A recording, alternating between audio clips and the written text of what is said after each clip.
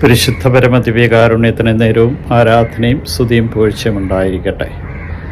ഇന്നേ ദിനം ഞങ്ങളെ ഓരോരുത്തരെയും കാത്തുപരിപാലിച്ച് അങ്ങയുടെ അനന്തമായ കാരുണ്യത്തിന് നന്ദി അർപ്പിച്ചുകൊണ്ട് ഞാൻ അങ്ങയെ സ്തുതിച്ച് ആരാധിച്ച് മഹത്വപ്പെടുത്തി അങ്ങേക്ക് നന്ദി പറയുന്നു.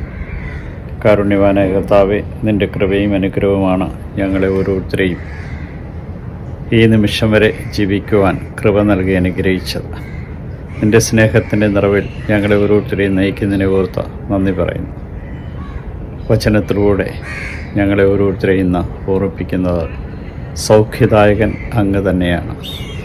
എത്ര അകലെ ഇരുന്നാലും പ്രാർത്ഥിക്കുന്നവർക്ക് അങ്ങയുടെ സാമീപ്യ അനുഭവമായ എത്തിയമാണെന്നും സൗഖ്യം ലഭിക്കുമെന്നും ഞങ്ങളെ ഓരോരുത്തരും ഓർമ്മിപ്പിക്കുന്ന കാരുണ്യവാനായ കർത്താവേ, നിൻ്റെ കൃപകളാൽ നിറഞ്ഞ നിന്നെ മഹത്വപ്പെടുത്തുവാൻ തക്കവിധം ഞങ്ങളെ ഓരോരുത്തരെയും അനുഗ്രഹിക്കുന്നതിനെ ഓർത്ത് നന്ദി പറയുന്നു. ഇതാ കർത്താവേ, നിൻ്റെ വിലാപസ്വരം കേട്ടുകൊണ്ട് നിന്നെ ഞാൻ ആശ്വസിപ്പിക്കുമെന്ന് പറയുന്ന അങ്ങയുടെ തിരുവചനങ്ങളെ ഓർക്കുന്നു. ആരോഗ്യവും ആയുസ്സും നൽകുന്നത് അങ്ങ് തന്നെയാണെന്ന് ഞങ്ങളെ ഓരോരുത്തരെയും ഓർമ്മിപ്പിക്കുന്ന ഇന്നേ ദിനത്തിൽ സമ്പൂർണ്ണമായിട്ടും ഞങ്ങളെ സമർപ്പിക്കും.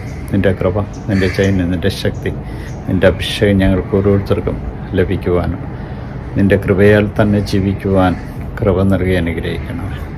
നീ ആഗ്രഹിക്കുന്ന സമയം വരെ ഞങ്ങളുടെ ജീവിതത്തെ അങ്ങേക്ക് സമർപ്പിച്ചു അങ്ങയുടെ തിരുവിഷ്ടം നിറവേറ്റുവാൻ തക്കവിധം ഞങ്ങൾക്ക് ഓരോരുത്തർക്കും കൃപ നൽകി അനുഗ്രഹിക്കണം. കാരുണ്യവാനായ കർത്താവേ, നിൻ്റെ സാന്നിധ്യവും നിൻ്റെ സാമീപ്യവും അനുഭവിച്ചറിയും ഞങ്ങൾ അങ്ങയെ മഹത്വപ്പെടുത്തിക്കൊണ്ട് ഈ ദിവസത്തെ നിൻ്റെ കരങ്ങളിലേക്ക് സമർപ്പിക്കും. നിൻ്റെ സ്നേഹത്തിൻ്റെ തികവിൽ ജീവിക്കുവാൻ കൃപ എന്ന ഈ ദിവസത്തിൽ രോഗികളായിട്ടുള്ള ഞങ്ങളുടെ സഹോദരങ്ങളെ ഓർക്കും.